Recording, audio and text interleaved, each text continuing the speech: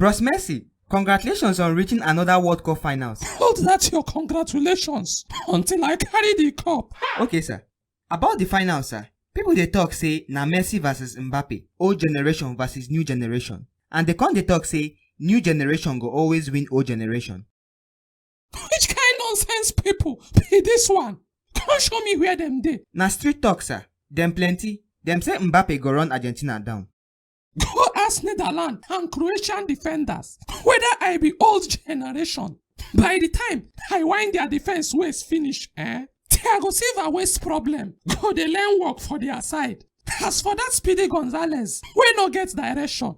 If him like, make him run into the future. Go carry the cup. What? I go still come meet him. Collect the cup from him. Carry go Argentina.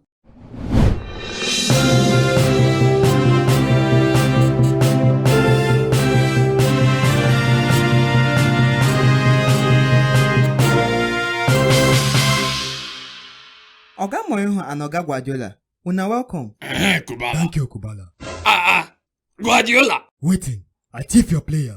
Why they shout my name can't they look me like that? So you follow they watch this World Cup? No, World Cup now for only your village people, Abi. I say make I ask now, because since World Cup start, you just disappear like saying only club football they important for your side. Nothing concern me concern country football. I just dey watch the World Cup to take sabi the next player who I go buy for January to take comot Ateta from that top position. So Haaland, De Bruyne and even Alvarez wey they display for this World Cup never do you to comot Arsenal? If dem do me, I no for dey second position.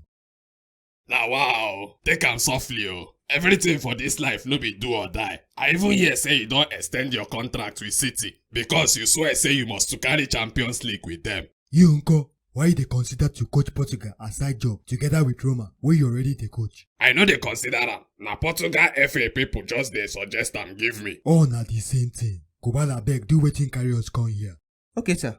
Make I go straight to the point. Oga Guardiola, Argentina or France, which one you feel say go carry the World Cup? Argentina, Shikena. See as in keep mouth talk am. How you want make I take keep mouth talk am? So you no see all the things where Mbappe they do teams for this World Cup? If I carry same boat put there, him go follow do am. Only Messi na one man midfield and attack. Na him dey carry Argentina go carry that World Cup. So 5 goals and 2 assists of Mbappe no dey ring bell for your ear. Messi 5 goals and 3 assists nko. Person wey FIFA just dey dash PK anyhow. Why him no go score reach 5? He even miss one sef. That one na for your pocket.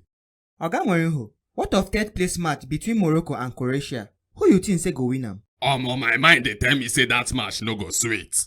Why? Since 2 of them know say them good for penalty shootouts, them go leave ball for center of pitch sit down for ground until 90 minutes and 30 minutes extra time finish. Na then them go come decide who play PK pass. Oh my God.